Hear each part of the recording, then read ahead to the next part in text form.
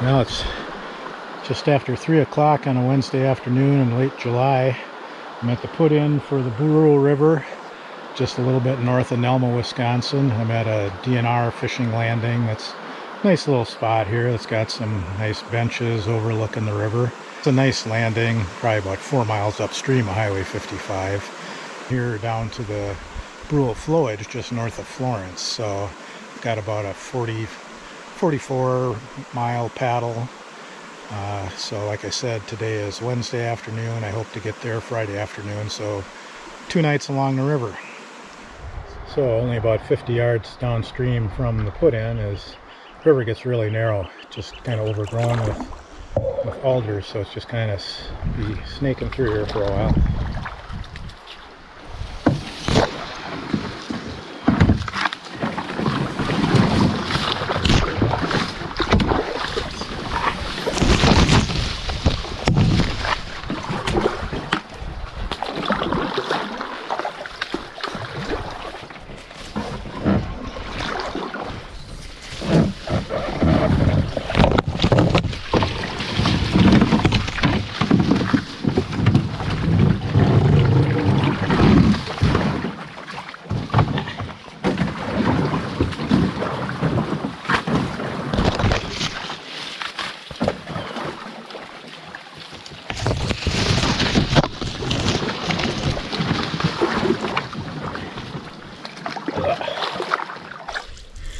The river is about 1.5 feet deep. Quick current through alders. Be nice to do some fishing through here, but since I'm getting such a late start, you know, like I said, after 3 o'clock, and I've got probably 12 miles to go before I can get to the first reasonable campsite, so don't dilly-dally too long. Well, here's the site of the old Brule River campground administered by the Hwy A National Forest. Kind of sad that it's no longer in operation. They closed it down 5 years ago in 2015. All right, here's the Highway 55 bridge, or 73 if you're in Michigan. Fishermen hanging out here.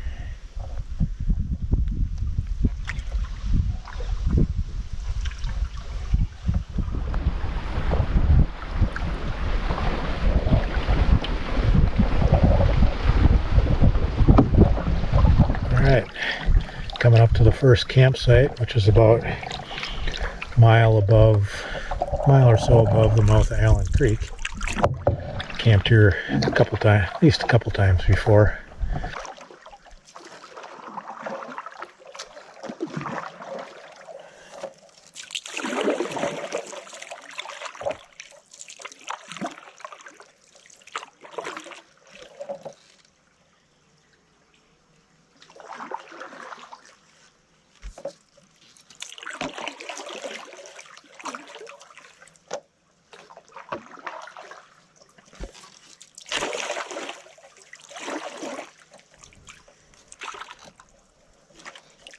Slim pickings campsite wise until here, and this one's pretty nice spot for big enough for the bug barn and probably 2 tents.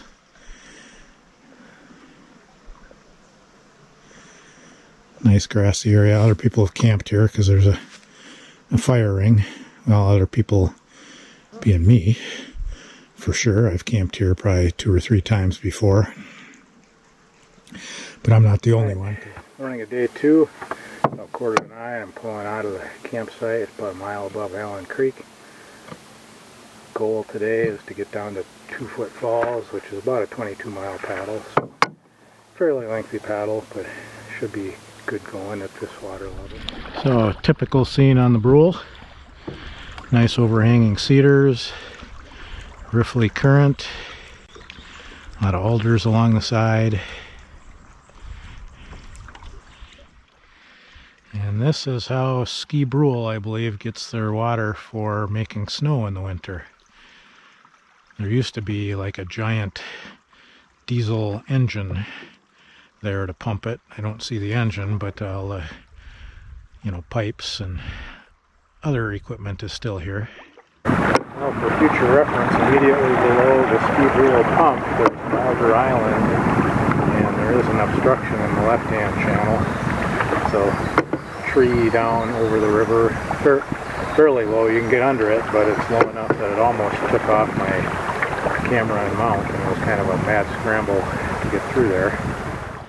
So here's the Wisconsin 139, Michigan 189 bridge. So this is a potential put in or take out. Appears the landing is on the Wisconsin side, downstream of the bridge.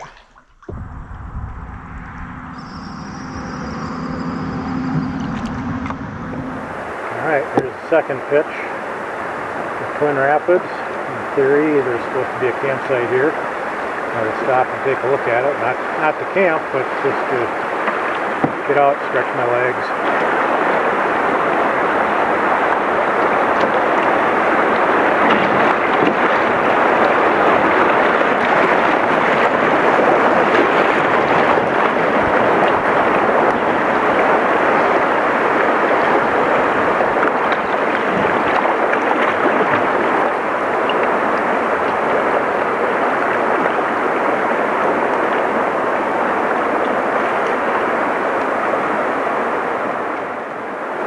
Stopped to check out the campsite. It's River Right at Twin Rapids. It's, as I remember, it's certainly a very scenic spot because you're up above on a rock outcrop overlooking the rapids with nice big hemlock and the maple trees at the top. But as far as camping goes, there's just no flat ground. It's all just steeply sloping towards the river. So it's not really any good tent spots. I'd say it'd be really nice for hammock camping, because there's big trees appropriately spaced to hang a hammock, but tents, I don't know, maybe one. Gonna run the rest of the rapids here. It's a nice class 1 to easy 2. Adequate water levels here today, so that's nice. Not bumping and scraping your way down.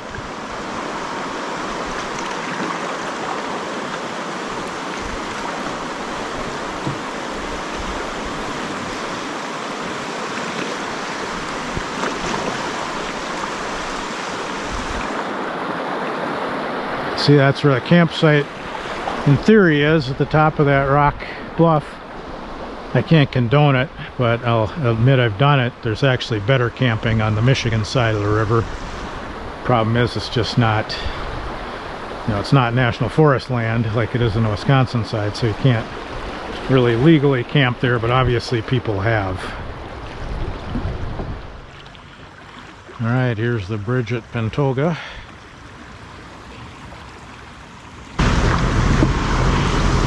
Good landing there, just upstream right.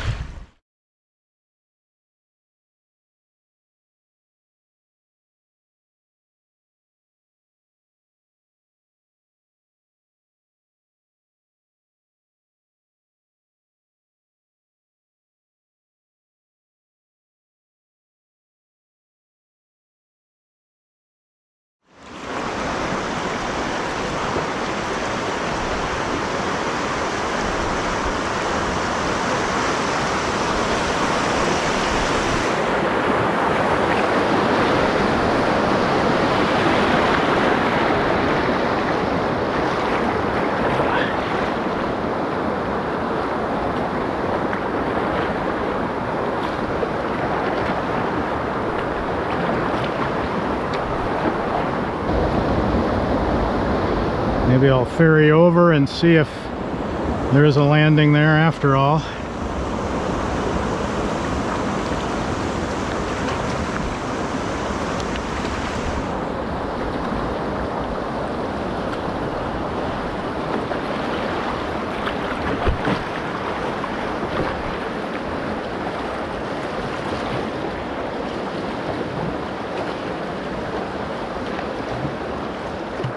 8 o'clock on day 3 on the Brule, and the base of 2 Foot Falls.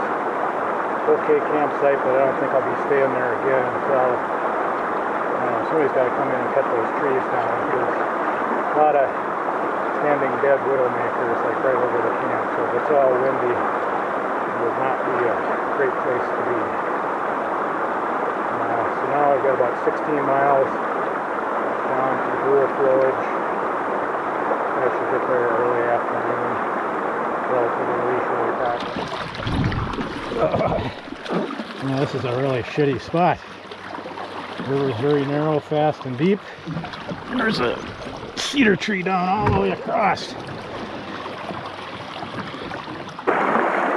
Swam on purpose. I couldn't figure out any way to get in the boat without dumping the whole thing. I figured the best choice was to just put the boat over the obstruction and then just hold on to the stern and swim to shallow water. And I'll get to shore and get back in.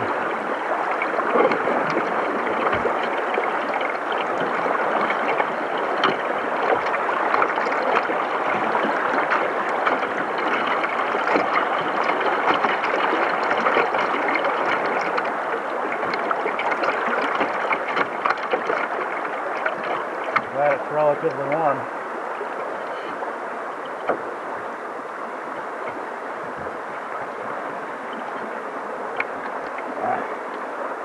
No, that sucks.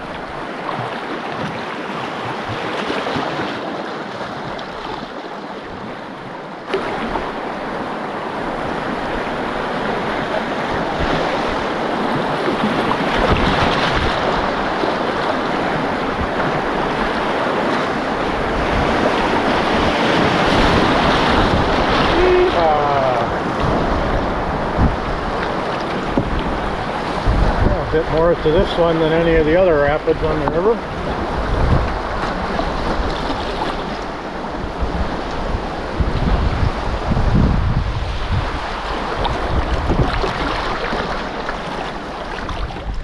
Alright, here I am getting to the takeout on the Brule Flowage. It's about 12:15, so it took 4 1/4 hours to get here. Nice easy paddle.